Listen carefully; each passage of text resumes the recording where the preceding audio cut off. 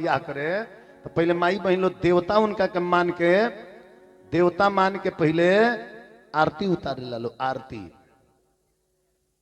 आरती उतारे ला लो काहे तो हमरा घरे भगवान आइल बड़े है तो जब आरती उतरला नु तो दुल्हा लोग खुश हो जाला ससुरारी में तो बड़ा इज्जत होता माई बहन लोग आरती उतारता तले माई बहन लोग आरतिया के थरिएवा धो देला एक बार दुल्हा पर माटनी और झुक जाला लो दुल्हा पढ़ लिख के इंजीनियर बड़े तो का हो ससुरारी में सर्टिफिकेट कौन चीज का मिलेला गावेला लो हमारा पान बाटा घाटा के घास काटा वैले हमारा पान बाटा घाटा के घास काटा हमारा पान बाटा घाटा के घास काटा वैले ना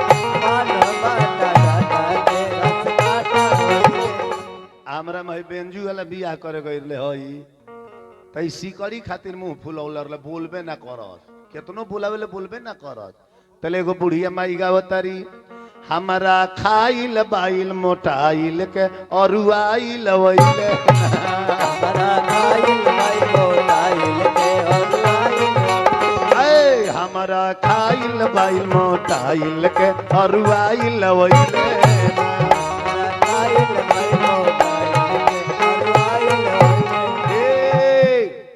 शंकर जी के बियाह में तनी समय लागेला हम पहले ही दिन में बता दो बीच में उठ के केहू मत जाई कब ले आ तो जेले मैया पार्वती के विदाई ना हो जाई तब ले एने पार्वती मैया के विदाई हुई एने राउर विदाई हुई और वो लोग के गईला के बाद कुछ देर बाद हलचल बाबा के विदाई हुई ध्यान दी अगर हमारा बात के कदर हुई तो बीच में केहू मत उठ के जाई रोज रोज हलचल बाबा ना आई है फिर साल भर पर ई जगह हुई अब साल भर पुनः अब का जाने के करे के बुलाई केहू जानता एगो गाना हम गाइले इंसानी की खुशबू अरे रहती है आसमान पूछी नहीं तो जेकरा मुंह में साफा दांत ना रहेला नु ओकरा जीवन में 4 गो चीज बड़ा बाउर लगेला जेकरा मुंह में साफा दांत नहीं खेनु एगो मालदेव आम दे नदी चापे के हुआ के गुदा काटे के चक्कर में लगी है तले आठी छटक के फर के चल जाई ओहू से ना हो के तो जेकरा मुंह में साफा दांत नहीं खेनु तो एक कप तनी चाय न दे दी पिए के लो चाय पिए ला लो ना चाय सुर के ला लो हाथ में कप ले लिया वो तो पूजा तरह जहाँ पिए नहीं जो टप दे हियर ले ली ओहू से ना हो खेनु स्पंज के रसगुल्ला उठाई खड़े उनका मुंह में फेंक दी वो रसगुल्ला के जिभिया से डगराउते सारा रसवा चूस गली रसगुल्ला फील्ड से बहरी हो जाई काहे कि जब वो चौहू से दबियन तो जंप मार दी कौन हथियार बजे ओकरा कटी है जे के ते बाहरी ट्रांसफर कर दी ओकरा के विचार करी एक बाद देखी समय के अनुसार ए जे कन्यादान होता राजा हिमांचल शंकर भगवान के पैर धोनी अब पैर धो के धोती दिया था पहने के धोती धोती दिया ला तमाई बहन लोग कहेला पेनहली हई बनारस के मांगावल धोतिया रौरा बहिना के मसीन के बिनावल धोतिया हाँ हंसी मजाक में गावे ला लो एक बाद राजा हिमांचल मैना रानी बैठल बानी कन्यादान प्रारंभ हो गई मैया पार्वती के बुला के लेके सखी लो आइल राजा हिमांचल अपना जंघा पर लेके बैठल बानी बेटी के कन्यादान करत समय ओकरा माई बाप के हृदय पर का बीतेला कि जेकरा बेटी हुई सिगरे पाता हुई जे कैले हुई हलचल बाबा पर तो बीत चुकल बा लेकिन जेकरा ऊपर बीतल हुई हुए बताई जो उस समय उ घड़ी का होला जाना मेरा बेटी के कन्यादान कइल जाला बेटी अपना बाप से एगो प्रश्न करेली अब पूछेली कि काहे लागिए बाबा पोखरा खोनाइले हरे काहे की बनवाइले घाट है काहे लागिए बाबा हई माड़ावा छावाइले काहे के बुलवाइले दमाद है। तो लड़की के बाप जवाब दिले कि ताहर के सिया धोवाना बेटी पोखरा खुनाइले अरे बैठे खातिर तोहारा के घाट है। सूरज जो तरो के खातिर हई माड़ावा छावाइले पौमा पखारे के अरे दमाद है। इतना लो बैठल बा हमारा बात पर सबे ध्यान दिए खुटुर मुटुर। बेटी के वियोग में के कामना बेरा रोएला बेटी के कामना बेरा याद करेला ध्यान दे कि के हो जे रोवेला आधी आधी रतिया हर के हो रोवेला भीन सार है के हो जे रोवेला ठीक दोपहरिया के हो हसेला ठाठा मारी है। तो बेटी के वियोग में सबसे ज्यादा जानता नहीं की रोवेला अरे आमाज रोवेली आधी आधी रतिया हरे बाबा रोइले भीन सार है। भैया जे रोवेले ठीक दोपहरिया भौजी हंसेली ठाठा मारी है। ऐजा लड़की कहली बेरिया के बेरी तके बरजिए बाबा झझरे मड़ुआ जनी छाई है।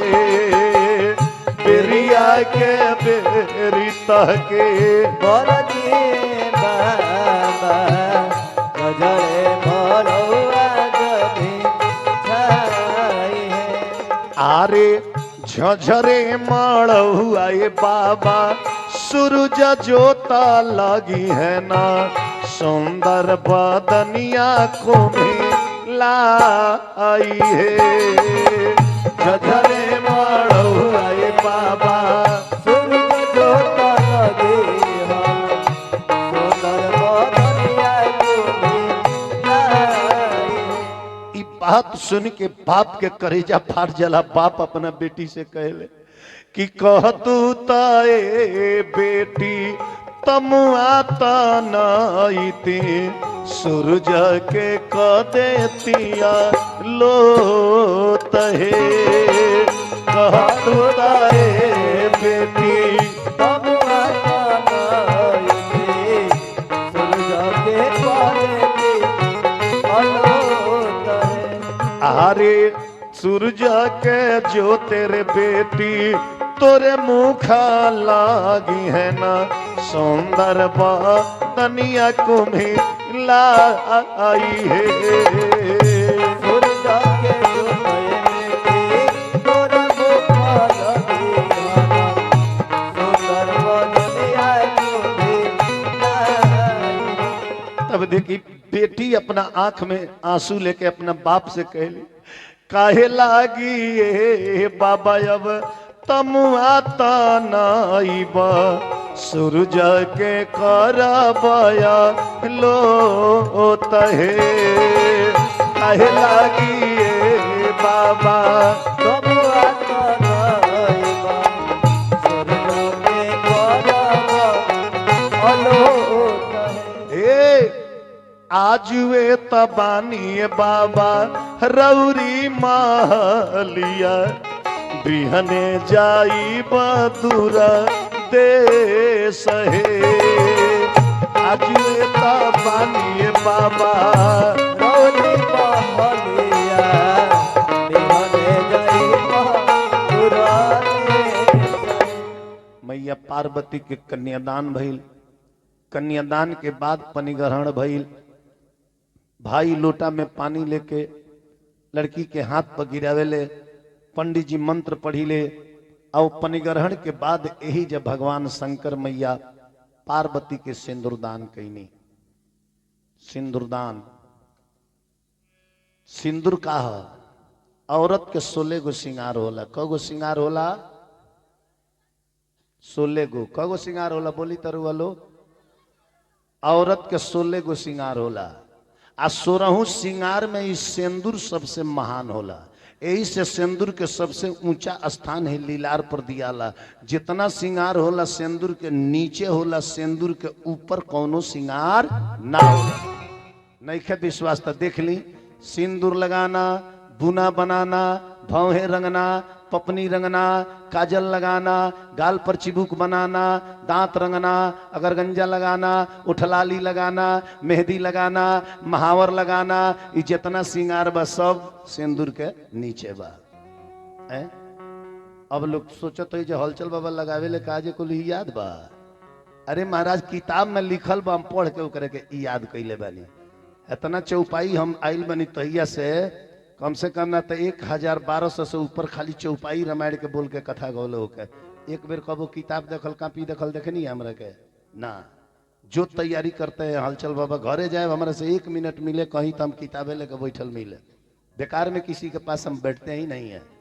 अगर हमरा लायक के हुआ गल कुछ पूछे वाला, कुछ जाने वाला तो 10 मिनट समय दे दी लेना। तो अपना काम से काम, बस जहां रहिए अपने हाथ में पुस्तक रहेगा, पढ़ते रहिए। अपने काम में जो आगे पढ़े, जिसको बढ़ना है वो अपने लक्ष्य को पाने के लिए अपना मेहनत नहीं छोड़ना चाहिए। क्योंकि इस दुनिया में जो मान लिया वो हार गया, और जो ठान लिया वो जीत गया। जे मान लिहल कि जैसे हाटा हम पैदल ना जाए, उठा के जब भैंसिया बढ़ जाई, आ जे ठान लिहल कि कितने दूर हो जाइए का छोड़े तो एकदम पहुंचिए जाइए जा। तो इस जिंदगी में लक्ष्य पाने के लिए कुछ परिश्रम करना पड़ता है। यही में कम पढ़ाई नहीं है। एगो ABCD याद करावे में लइकन के 1 महीना लग जाला। आ तनी पूछब जाइए एक सांस में जौन 5 गो गाड़ी देता रहे गोरिया के याद करो ले, ओकर कहाँ ट्यूशन भइल बा। ये हमरे रउआ बीच में सुन के सीखले बने जा। तो छोटा बालक बा तो अच्छाई सीखे में समय लगी, लेके बुराई उठाई दे सीख जाई। रउआ अगर आपस में गाड़ी गलौज करते नहीं उठाई दे याद कर ले बा। हनुमान चालीसा 13 दिन बजाई ना याद होई। एगो खेसरिया के गाना बजाई दिन भर गुनगुनाता रह टेंगे टेंगे टेंगे टेंगे ने गा उतर ले जा। अब बताइए हम ये कनिए जे आखिर घरवा में गाना केहू बजाओ थे गाँव में टोलवा में तब नहीं सुन ले बले जा। तो अपना गांव में भी कोनो डीजे गाना बाजे तो पहले रोक लगा दीजिए भाई, जो भी गाना बाजे धार्मिक बाजे, अश्लीलता वाला गाना नहीं बजना चाहिए, उस पर रोक लगाइए। नहीं तो अश्लीलता हमारे आने वाले पीढ़ियों को बर्बाद कर देगा। अश्लीलता जो है हमारे आने वाले पीढ़ी को बर्बाद कर देगा, इसलिए इसको रोक लगाया जाए। है बुढ़िया का किलो बा, बेटा का बियाह होता, पहले के समय रहा कि घर के औरत घर में खाना बनाई है और रुपया साटा के जवन औरत है वो बाहर नची है। आज उल्टा हो गई बा, घर में खाना बनावे वाली 4 जने के साटा के बैठा दिया जाता, आ घर के मेहरारू मार लिपस्टिक लगा के भांगड़ा पर डांस करता। काहे करता? ये कहाँ सभ्यता जाता? एक स्त्री पर पुरुष के सामने नाच दी तो उसका अस्तित्व क्या रह गया? जो भांगड़ा बजा रहे वो परे पुरुष नु है, उसके सामने आपका शरीर हिल गया तो फिर आपका मर्यादा ही कहाँ रह गया? इस शरीर हिलना भी है, नाचना भी है, तो अपने पति के सामने। अगर खूब खुशी में नाचना है घर पे आ जाइए, दरवाजा बंद कर दीजिए, आपस में खूब नाचिए। लेकिन बुढ़िया लोग खूब भांगड़ा पर नाचता। आज जब फतोहिया के नचावल शुरू करतिया, कपारे हाथ धकर रोतल, अरे कहाँ के आयल बिया, ये दादा परेशान कर धऽ देले बिया। तो अपने सभ्यता को, अपने संस्कृति को बचाइए। ये बताओ 4 बहन आइल बड़ी, 2 जनी ना नचली आ 2 जनी खूब नचली, तो काऊ भैया विदाई में जे नचले ओकरा के बनारसी साड़ी दीजिए, नहीं के नचले ओकरा के 100 रुपया के दी ना। वो 4 जनी के कीन के आई तो एक दुकान में से एक में के एक दाम के। तब सोच ली ऐसे सोच ली ई कोनो ना होई रे सांवर लड़की देख के बनी खूब नाच के बारात भेजे तो उन्हें से गोरी आई कि सांवरे आई। तो अपना संस्कृति को बचाना है तो अपने में रहिए और अपने सभ्यता को बचा करिए। अपने बाल बच्चे को वस्त्र पर भी थोड़ा ध्यान दीजिए कि कौन कैसे ड्रेस पहन रहा है, कौन कैसे जा रहा है। अब इसके बारे में तो हम हर एक जगह बोलते हैं कि अपने बच्चियों को भी घर से बाहर जाना है तो थोड़ा सभ्यता का ड्रेस पहना कर भेजिए। घर में वो कुछ भी पहने, उसको जो भी शौक है दीजिए, घर के अंदर पहने, लेकिन बेटी अगर चौकट से बाहर जाना है तो सभ्यता वाला ड्रेस पहन कर जाओ, जो समाज तुझको गलत निगाह से ना देखे। तो ई माई बाप के नु कर्तव्य है। मोबाइल दे दिले बनी अपना बेटा के 12,000 के दे दिहल रहा फर्ज बा, लेकिन एकरा के लेके जांच कइल रहा फर्ज नहीं खे। एकरा के लेके जांचो करी कहियो। इतना लोग बैठल बा अपना अपना बेटा का मोबाइल दिले बनी, तनी कहियो ठाई दे जाके मांगे तो कि बाबू तनी ठाई दे देबो मोबाइल बा काम बा, वो एकदम ना दे सकेला। उ दी लेकिन 20 मिनट के बाद दी, ओमे के जितना नंबर समर होई एने ओने उड़ा उड़ा दी आ तब दी तो कही कि जल्दी बतिया के दी, तनी कहीं से फोन आवे वाला बा, दे ना सकेला। एबारे कहू सभ्यता बा। राउर लड़का पढ़े जाता, रोज अगर 1 घंटा के अंदर आवता, कहियो 2 घंटा लाग गई, ओकरा पीछे जांचे जाए कि आज 1 घंटा लेट काहे लगला, ओकरा से कारण पूछी। ना पूछे तो ओकर मन बढ़त जाए कि भाई घर के लोग तो कुछ बोलते नहीं कहते, कहियो 3 घंटा लगाई, कहियो 6 घंटा लगाई, पता चली जो कहियो रात भर ना पता बा। तो कांच कोई ना नवा दे तो जब पाक जाई तो ओकरा के नवावे लगे तो पर्दे टूट जाई। ध्यान दे हमारा बात पर। बच्चा के बच्चा में ना समझा दे तो सियान भैला पर समझाए तो रउए ऊपर तन जाई। प्रेम से बोली बात अच्छा लगल तो ताली बजा दी, ना तो बैठे रही। हमारा कथा में कथा भी होला, लेकिन संस्कार के ऊपर विशेष बात हम बोली ले। जीवन शैली के ऊपर, संस्कार के ऊपर हम हर कथा में प्रत्येक दिन बोलते हैं। अब जब सिंदूरदान होता 16 गो सिंगार होला, 16 सिंगार बीच सिंदूरा महान सिंदूरे सुहागिन के मंगिया के शान जैसे सेवाति बुंद पपिहा के प्राण सिंदूरे से सुहागिन के जिंदगी जवान सिंदूरे महान कहत वेदवा पुराण जैसे सेवाति बुंद पपिहा के प्राण कहेले हलचल बाबा भैंसा ही में गाके पति खातिरो कर पत्नी खातिरो कर पति भगवान पत्नी खातिर होकर पति भगवान है। अगर गुरु और पति एक संग खड़ा बढ़े तो उस औरत को चाहिए कि पहले अपने पति का पैर छुए। क्या हो का भइल बा? अरे मोती में माहुर घोराता जबाना के दोष दिहल जाता। माहुर घोराता जबाना के दोष दिहल जाता। हे मोती में माहुर घोराता जबाना के दोष दिहल जाता। माहुर घोराता जबाना के दोष दिहल जाता। अरे दूसरा के दुख पर लोग बजावता बाजा। रउआ घर दुख पड़ल तो पटदा रहा और बाजा बजावता रहे। अरे दूसरा के दुख पर लोग बजावता बाजा खूब लेता वे माजा। आ जब अपना पर जाता दुखाता जबाना के दोष दिहल जाता।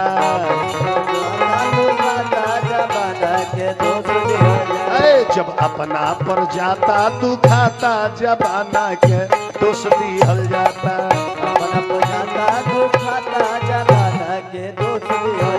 ऐसे हम कह के ध्यान दो बबुआ, नया साल हमने के चैत में आई, लेकिन पहले ही कितना लोग अंग्रेजी संस्था मनावल है। सब लोग मनावल है हैप्पी न्यू ईयर।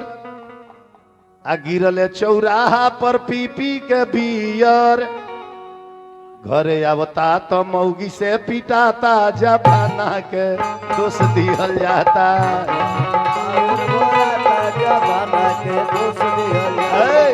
अपना जो चैत का हम लोग का नया साल होता है उसमें पुआ पकवान बनता है। बसंत ऋतु में उसमें अभक्ष नहीं बनता है उस नया साल में। तो अपने संस्कृति वाला मनाओ, अंग्रेज वाला क्यों मनाते हो? वो भी घर से बाहर जाकर चौरा में चलो जब बना के खाई जाई, का हो जाई एक दिन से बॉडी बन जाई। बॉडी ना बनी, ओइजा खैल पियल हो सकेला जे मारू खरीदा जाए, झगड़ो खरीदा जाए। ऐसे अपन देखी यो बेचैने बागी क बजे ले होई, कुकुरो बेचैने बड़ा सकी भंडारा हो गइल बा, सूते के बेरा बा, जल्दी मन कर जा। प्रेम से बनी वृंदावन बिहारी लाल की।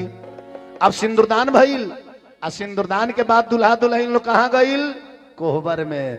अरे कोहबर के ओरिया हो, कोहबर के ओरिया, चली चली दुल्हा दुल्हन कोहबर के ओरिया। ओकरा के लोग कहला कोहबर, कोहबर, आ हम ओकर नाम धले बन कुहबर, कुहबर। बर लोग के खूब कुहाई होला वही में। आई तो गैर ले बियाह करते एकरा पीठिए में सुगा घोंप दे लरली 12 बजे समियाना में भागी ले। विचार करी जब कोहबर में दुल्हा दुल्हन लो जाला तो तनी ध्यान दी हमरा बतिया पर, तनी ध्यान दिहल जाओ। तो पहले के माई बहन लोग कोहबर के जब दुआरी घेरत रहला, दुआरी छेकत रहला, तो नेग मांगत रहला अपना जीजा जी से। तो उ लो नेग का मांगी कि नेग ले न पहले जान देना बाद में, ऐसे जीजा पर कोई भरोसा नहीं। अंदर जाने से पहले सिकड़ी देखा देते हैं, अंदर जाने के बाद में छुपा लेते हैं। ध्यान दो बबुआ।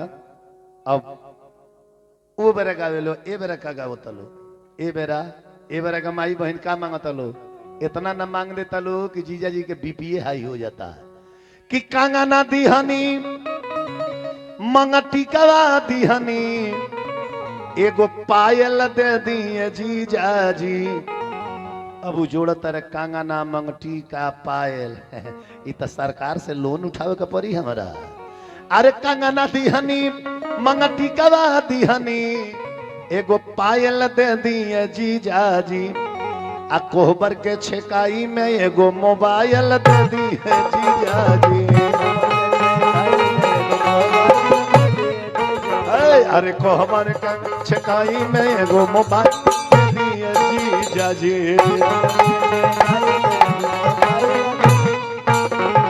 अब हमरा बुझाता कुछ दिन बाद जनतनी का मांगी लो कि साल दिहनी रुमाल दिहनी, एगो स्यूटर दे दिए जीजा जी। आ कोहबर के छेकाई में एगो कंप्यूटर दे दिए जीजा जी।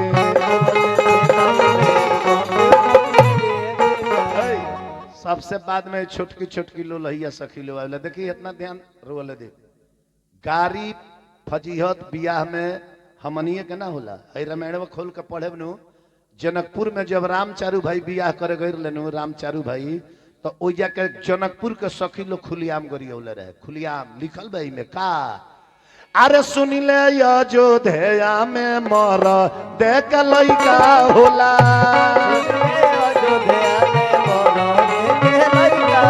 ए सुनी ले अयोध्या में मर देख लइका होला। का दो ना नइखी उनका माई जी,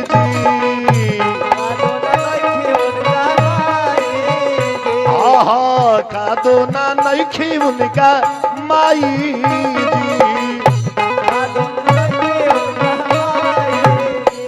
ई गीत सुन के लक्ष्मण जी आग बबूला, भैया हई कवन गीत होता।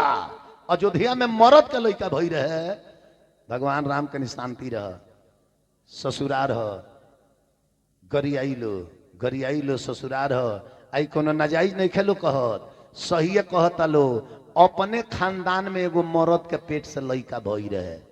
अब रउआ लोग के शंका भइल कि कवना राजा के भई रहे, तो बता दी तनी, सबे हाथ उठावे तुम बताओ तनी, बता दी सबे हाथवा उठाई तो अब बताए। तो सुन ली, शांति से बैठी, अंगुरी पगीनी। विष्णु के नाभि से कमल निकल, कमल पर ब्रह्मा जी के उत्पत्ति भइल। ब्रह्मा जी के पुत्र भइले मरीचि, मरीचि के पुत्र भइले कश्यप, कश्यप जी के पुत्र भइले भगवान सूर्य, सूर्य के पुत्र भइले वैवस्वत मनु, वैवस्वत मनु के पुत्र भइले राजा इक्ष्वाकु, राजा इक्ष्वाकु के पुत्र रहले विकुक्षी, विकुक्षी के पुत्र रहले शकुनी, शकुनी के पुत्र रहले ससाद, ससाद के पुत्र रहले आर्द, आर्द के बिढ़ासव, बिढ़ासव के लड़का रहले हरेशव, हरेशव के निकुंभ, आ निकुंभ के लड़का संतासव, संतासव के लड़का प्रसेनजीत, आ प्रसेनजीत के लड़का रहले राजा इवनासव, आ राजा इवनासव के ही पेट से एगो लइका भई रहे जेकर नाम पड़ल मंधाता।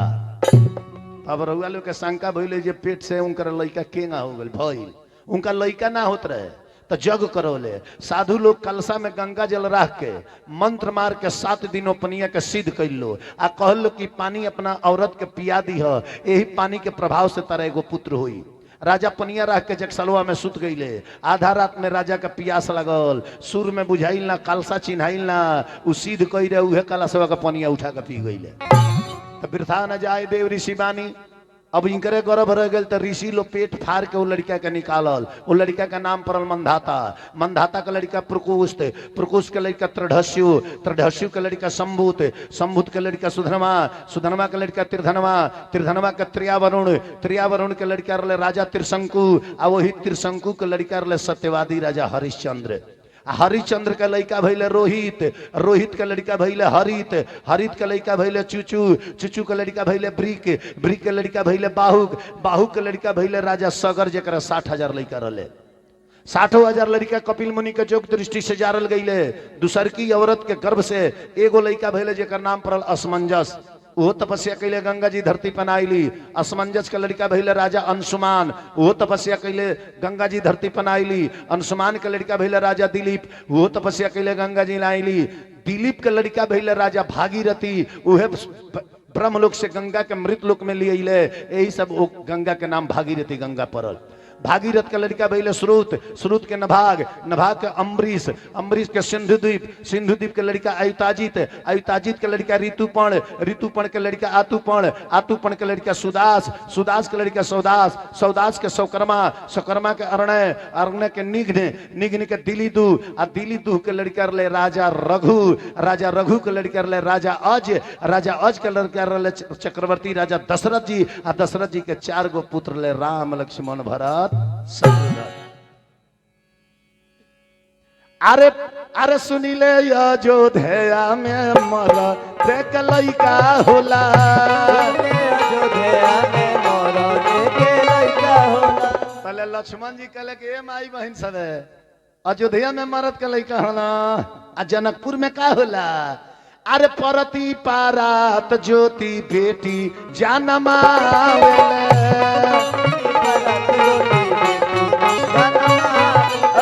परती पारात ज्योति बेटी जनमावेले,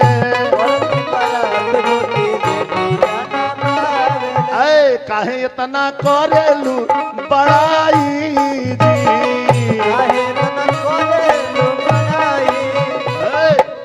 तो हंसी मजाक होला। तो सबसे छोटकी छोटकी सखी लो आवेला, लोलहिया सखी नाक पर फाइट मारत। तो लो तेतरावा सखी लो जीजा जी से काम मांगेला, ए दीदा दी आ तब तले तामनियो तती उ जनतनी का मांगेला लो। अरे है न पायल दिहनी, है न मोबाइल दिहनी, है न नथुनिया दे दिए जीजा जी, आ कोहबर के छेकाई में अपन बहिनिया दे दिए जीजा जी। अरे कोहबर के छेकाई में अपन बहिनिया दे दिए जीजा जी।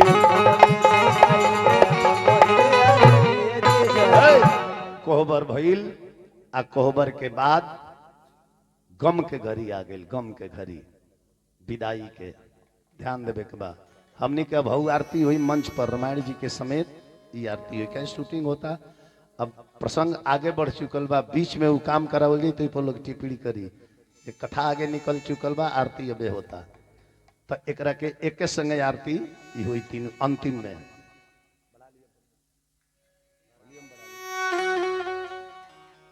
बेटी के विदाई है, इतना लो बैठल बाने, बीच में केहू खड़ा मत हुई, सबे बैठ जाओ। एक बेटी का विदाई क्या होता है? दुनिया के हर माँ बाप पे आती है दुख की घड़ी, बेटी की डोला दरवाजे पर होती है जब आ खड़ी, रोने लगती हैं सहनाइयां हो करके उस दम उदास, विदाई मांगने जाती है बेटी जब अपने पिता के पास। एक वो समय होता है, एक वो समय होता है जब लड़की का शादी तय होता है। जब लड़की का शादी तय होता है ना, तो उस दिन से लड़कियां रोने लगती है कि ये बाबुल का घर पराया हो जाएगा, बाबू का घर छूट जाएगा। उस दिन से लड़कियां जब रोने लगती है तो उस समय माँ अपने बेटी को समझाती है, अरे मेरी लाडली तू क्यों रोती है? अरे बिटिया तो पराई होती है, पराई को तो पराई घर जाना ही पड़ता है, तू रोती क्यों है मेरी बेटी, मेरी लाडली मत रो मत रो। उस समय माँ अपने बेटी को समझाती है। लेकिन आज जब विदाई होने लगा ना, आज जब माँ अखबारी में अपने बेटी को पकड़कर जब पुकार फाड़ कर रोने लगती है ना, उस समय बेटी अपने माँ को समझाती है। बेटी अपने माँ को समझाती है कि माँ, अरे तू ही तो कहती थी कि बिटिया पराई होती है, अभी पराई घर जा रही है, तो अब तू क्यों रो रही है माँ, तू क्यों रो रही है? अरे मैं तो तेरे आंगन की खेलने वाली एक छोटी सी पराई गुड़िया थी, पराई गुड़िया, अभी पराई गुड़िया पराई घर जा रही है, तो तू रो क्यों रही है मेरी माँ, मत रो। बेटी अपने माँ से कहती है कि मैं गुड़िया तेरे आंगन की, मैं गुड़िया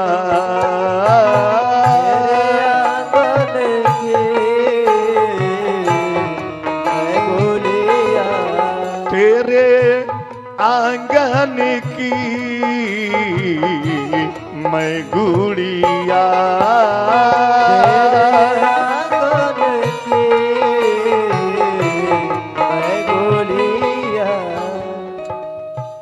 ओ मेरी मैया तू क्यों रोती है, बेटी पराया धन होती है।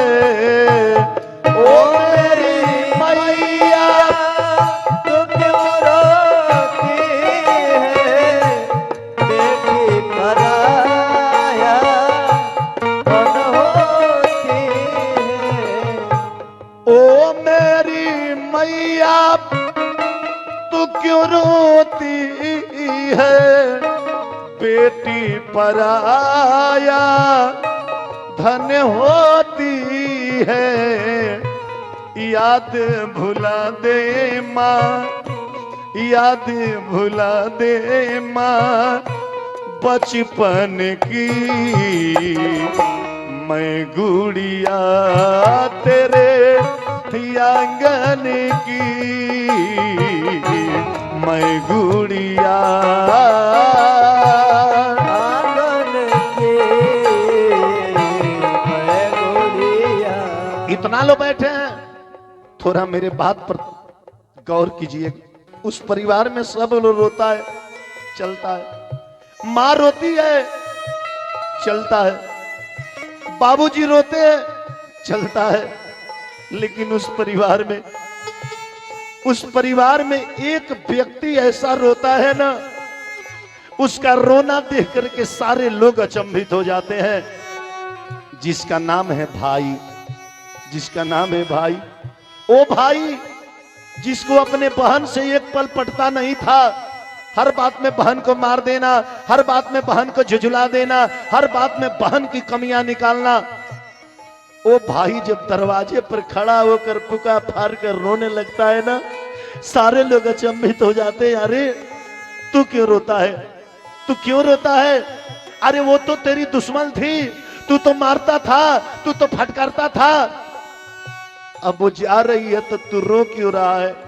भाई कहता है मारना ये तो मेरा प्यार था, फटकारना ये तो मेरा दुलार था, मैं अपने बहन को लाख मार देता था, लाख फटकार देता था, लेकिन जब मैं रूस करके सो जाता था ना, मेरी बहना मुझको बेघर खाना खिलाए नहीं सोती थी।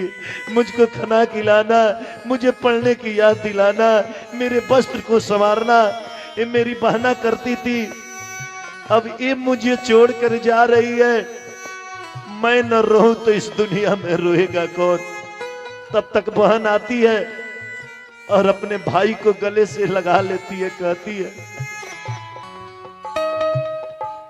क्यों रोते हो ओ मेरे भैया, मैं द्रौपदी तू है कृष्ण कन्हैया। क्यों रोते हो ओ मेरे भैया, मैं द्रौपदी तू है कृष्ण कन्हैया। क्यों रोते हो ओ मेरे भैया, मैं द्रौपदी तू है कृष्ण कन्हैया। मैं तुम्हारे हर एक मार को भूल चुकी हूँ। देखी बेटी क्या होती है, अपने पराये घर जा रही है लेकिन अपने भाई से कहती है कि मैं द्रौपदी हूँ, तू कन्हैया है। मैं तो जा रही हूँ, मैं थी तो बाबूजी का माँ का ख्याल रखती थी, लेकिन मेरे जाने के बाद मेरे भैया मेरे सर पे हाथ रख के कसम खा, बाबूजी को दुख मत देना, माँ को भूलना मत, लेकिन एक चीज भी मत भुलाना, नहीं तो तेरी बहना रो रो करके मर जाएगी। याद ना भुलाना, याद ना भुलाना रक्षा बंधन की, जो सावन के महीना में आता है। याद ना भुलाना रक्षा बंधन की, मैं गुड़िया तेरे आंगन की, मैं गुड़िया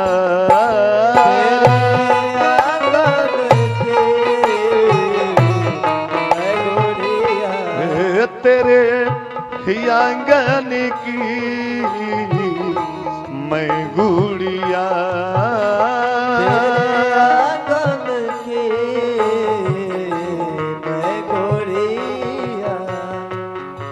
बाबुल का घर छोड़ के बेटी पिया के घर चली, ये तो कैसी घड़िया है, मिलन है जो दाई है, ये तो कैसी घड़िया है, मिलन है जो दाई है, ये तो कैसी घड़ी आई है, मिलन है जो दाई है। अच्छा लगा लोग के ताली बजाई केकरा केकरा प्रेम से बोली।